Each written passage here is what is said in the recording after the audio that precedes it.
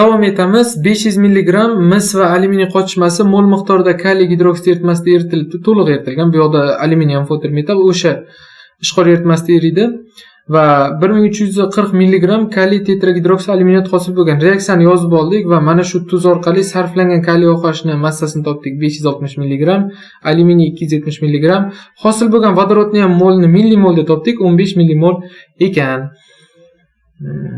Mana shu joyda ajralgan gaz, ya'ni vodorod olingan, havo bilan aralashtirilgan 6 litrli idishda 27 gradusda 33,2 kilopascal bosimda demak joylashtirib portlatilgan. Portlatilgandan keyin suv hosil bo'ladi. Suvni keyin bu yoqda hozir gazlar aralashmasi hosil bo'lyapti. Mana portlatib yuborildi. So'ngra gazlar aralashmasi oldindan suv bilan to'ldirilgan gaz byuretkasiga suvni almashtirish orqali yig'ib olindi. Qisqasi idishda gaz suv bo'lgan, o'sha suv o'rniga gazlarni joylashtiryapti. Mana bu reaksiyadan, ya'ni portlashdan keyingi gazlarni. Endi savollarga o'tadigan bo'lsak, birinchisi alyuminiyning massasini topish kerak milligramda. Reaksiyada topdik, 270 mg birni javob bo'ladi. Keyingisida dastlabki qotishmada misni mast bo'lishini so'rayapti. Dastlabki qotishma 500 mg, 270 alyuminiy bo'lsa qolgan 230 mis bo'ladi. Dastlabki qotishma 500 mg 100%, ichidagi 230 mg misimiz 46% bo'ladi ekan. Ikkining javobi. 3. Alyuminiy berilgan miqdorni eritish uchun qancha kaliy gidroksid eritmasi kerak? 40%li. Demak, kaliy gidroksidni mana birinchi reaksiyada shuning uchun topib olgandik. Massasini 560 mg, ya'ni 0,56 gram degani, mana shuni o'zi eritmada 40% bo'lsa, 100% qancha bo'ladi desak, 1,4 gram chiqadi. Bu kaliy gidroksid eritmasining massasi.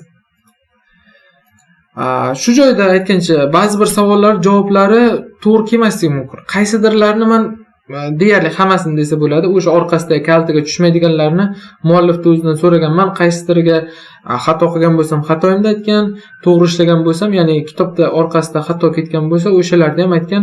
Ya'ni qaysidirlarda o'zimning fikrim ham bo'lishi mumkin. Ularni ham qo'ldan kelguncha aytib ketyapman. Bunda ham qisqasi 1,4 degan javob chiqadi, lekin orqasida 2 javob bo'lsa ham. To'rtinchisida reaktordagi portlashdan oldingi gazlar miqdorini toping.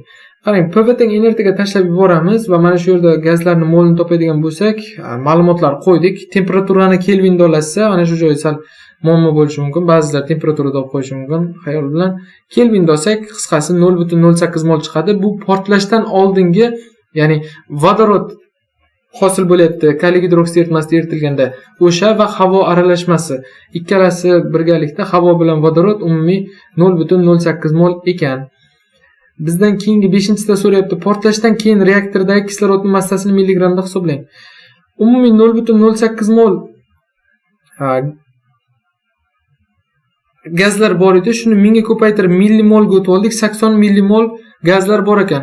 Shuni 15 millimol mana yuqorida topdik, vodorod bo'lsa, qolgan 65 millimoli havo bo'ladi. Havoni 20%, ya'ni 65 ni 0,2 ga ko'paytirsak 13 millimoli kislorod ekan. Va endi bizdan so'rayapti portlashdan keyingi kislorodning massasi, ya'ni kislorodning qanchadir qismi vodorod bilan reaksiyaga kirishadi, qanchadir qismi ortib qoladi. Demak, biz vodorod orqali kislorod bilan vodorod reaksiyasini yozdik. Vodorod orqali kislorodni, ya'ni sarflangan kislorodni millimolni topdik, 7,5 millimol ekan. Endi bizda umumiy havoni 20%, ya'ni 13 millimol kislorod bor edi. 7,5 millimoli vodorod bilan reaksiyaga kirishgan bo'lsa, qolgan 5,5 millimol kislorod ortib qolgan va buni massasini topishni 32 ga ko'paytirib qo'yamiz. O'zi mana bu yerda millimol chiqqani uchun to'g'ridan-to'g'ri 32 ga ko'paytirsangiz milligramda massa chiqadi. Kislorodning ortib qolgani 176 milligram ekan. Endi portlashdan keyingi reaktordagi kislorod oxirgi savolimiz 6-si, suvni almashtirish usuli bilan to'plangan gazni toping. Qisqasi, havo bilan vodorod bor edi. Havo va vodorod bor edi. Shu yondirilgandan keyin havodagi qanchadir kislorod ketadi, oxirida havoni o'zi qoladi. Mana shuni so'rayapti, qancha deb. O'zi reaksiyaga e'tibor beradigan bo'lsak, 2 mol gazga 1 mol gaz reaksiyaga kirishib, 2 mol suv hosil bo'ladi va bu suyuq holatda chiqib ketadi. Ya'ni 2 mol vodorod, 1 mol kislorod o'zaro reaksiyaga kirishib gaz hosil qilmayapti bunday olib qarasa. Shuni hisobiga mana shu ikkalasi hisobiga kamayish. Yoki boshqacharoq qilib aytadigan bo'lsa, 2 mol vodorodni o'zi suv tarkibiga kirib yo'q bo'lib ketyapti. Ya'ni 15 millimol vodorod bor edi, o'shani o'zi chiqib ketyapti va bundan tashqari havodan 7,5 mol kislorod suv tarkibiga o'tib, u ham chiqib ketyapti. Millimol kislorod. Shuning uchun 65 havodan o'sha reaksiyaga kirishgan kislorodni olib tashladik, 57,5 millimol o'sha idishdagi to'plangan gazni umumiy millimoli bo'ladi. Yoki bo'lmasa bunga tushunmayotgan bo'lsangiz boshqacharoq qilamiz. Dastlab qancha edi? Havo bilan vodorod umumiy 0,08 millimol edi. O'shandan qanchasi reaksiyaga kirishyapti? 80 millimol edi. Bu molda chiqdi. 80 millimol havo bor edi.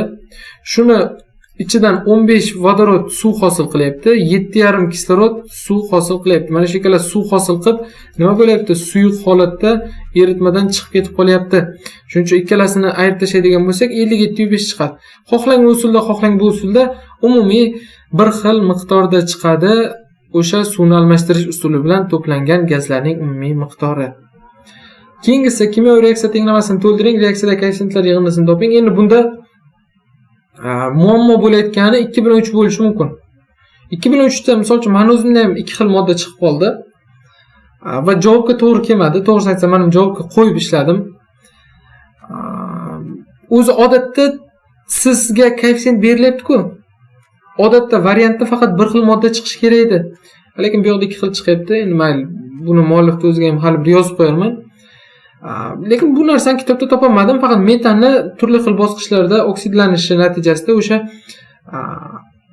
qaysi modda? Spirt, aldegid, karbon kislota yoki karbonat angidrid hosil qilish reaksiyalarini topdim.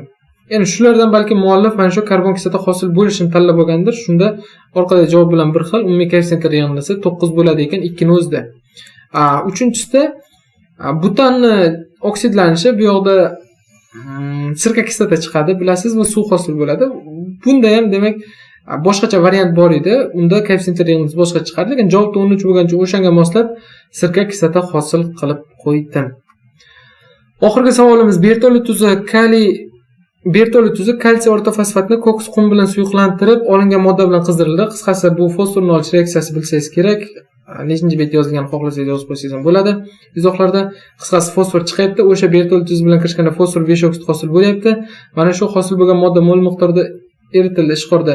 Fosfor 5 oksid o'sha ishqorda eritilganda metafosfat, ortofosfat tuzi chiqadi va suv hosil bo'ladi.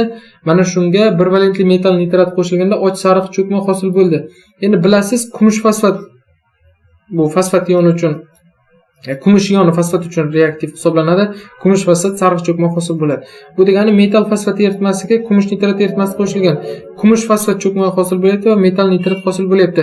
Hamma reaksiyani yozib tenglab oldik. Endi aytayapti, ikkinchi tajribada 0,5 mol bertolli tuzi sarflangan bo'lsa qancha oksid olinadi? Yana qaytaraman, oldin ham aytgandim, sertifikatda siz to'liq reaksiyani yozishingiz kerak. Men chap tomonda to'liq reaksiyani yozganim uchun faqat koeffitsiyentlardan foydalandim. 5 mol bertolli tuzi qatnashganda 2 mol, ya'ni turizi nimaga 2 mol bo'lyapti? 3 mol bo'ladi mana bu yerda. 3 mol fosfor 5 oksid hosil bo'ladi. 0,5 mol sarflansa qancha chiqadi? 426 gram chiqadi ekan. Keyingisi oxirgi tajribada 0,6 mol 1 valentli metal nitrat, ya'ni kumush nitrat sarflangan bo'lsa, cho'kmani toping. 3 mol kumush nitrat sarflansa 419 gram cho'kma chiqadi. 0,6 mol kirsa qancha chiqadi? 83,8 gram cho'kma hosil bo'ladi ekan. Shunaqa do'stlar, sog' bo'lasizlar, omon bo'lasizlar.